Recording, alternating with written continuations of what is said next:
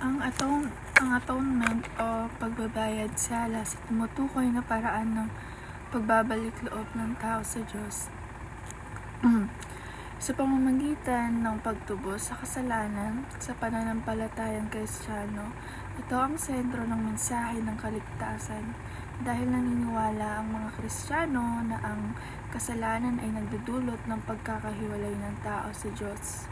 Ang atonement ay ang paraan upang maibalik ang relasyong ito, at ayon sa Biblia, si Jesucristo ang nagiging sakripisyo para dito. Sa pamamagitan ng kanyang kamatayan at muling pagkabuhay, binayaran niya ang kasalanan ng sangkatauhan.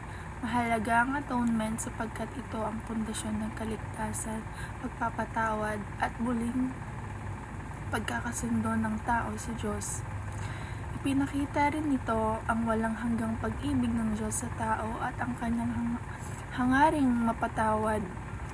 Ang mga talata tulad ng John 3:16 at Roma 5:8-10 ay nagpapakita ng mensahe ng atonement at kaligtasan. Mahalagang malaman ito upang maunawaan ang sakripisyo ni Jesus at ang kahalagahan ng pananampalataya sa Kanya. Gayon din upang mamuhay ng naayon sa Kanyang kalooban bilang pagpapasalamat sa Kanyang dakilang pag-ibig. Ang Hebrews chapter 9 verse 22 ay nagsasaad na ayon sa kautusan, halos lahat ng bagay ay nililinis sa pamamagitan ng dugo at walang pagbububo ng dugo ay walang kapatawaran.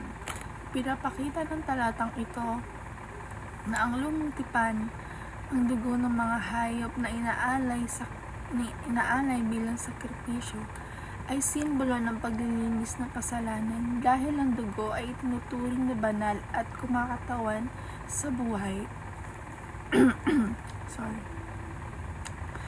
Binibigyan din dito na ang kapatawaran ng kasalanan ay nangangailangan ng pagbububo ng dugo.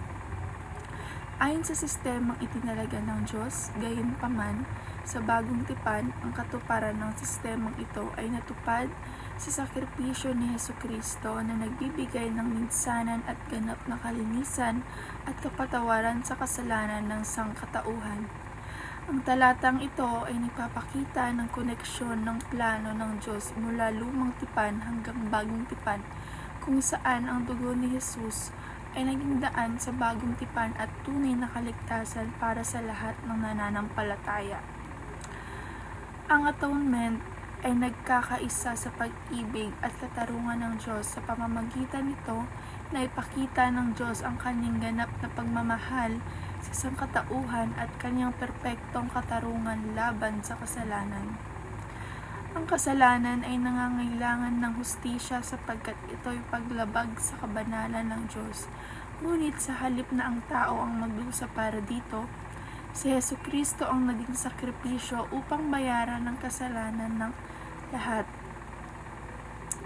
Sa krus, ipinamalas ng Diyos ang kanyang katarungan at paghatol sa kasalanan at kanyang pag-ibig sa pagbibigay ng kanyang anak bilang kapalit natin. Ang atonement ay ang tulay na nagdudugtong ng makasalanang tao at banal na Diyos na nagbibigay daan sa kapatawaran at pagkakasundo sa pamamagitan ng pananampalataya kay Kristo. Si Jesucristo ay karapat-dapat sa ating pasasalamatan at papuri ngayon at pagpakailanman. Siya ang ating tagapagligtas na nag-alay ng kanyang buhay upang tayo'y magkaroon ng kapatawaran, pag-asa at buhay na walang hanggan sa kanyang pagmamahal. Pinakita niya ang sakripisyo na nagdudugtong sa atin, sa Diyos at sa kanyang muling pagkabuhay. Pinatunayan niya ang tagumpay laban sa kasalanan at kamatayan. Ang kanyang katapatan ay hindi nagbabago. Siya ang liwanag sa ating kadiliman, ang lakas sa ating kahinaan at kapayapaan sa gitna ng bagyo. Kaya't tayo ay magpasalamat sa Kanya hindi lamang ngayon kundi sa bawat araw ng ating buhay. Dahil Siya ang tapat at mabuti magpakailanman.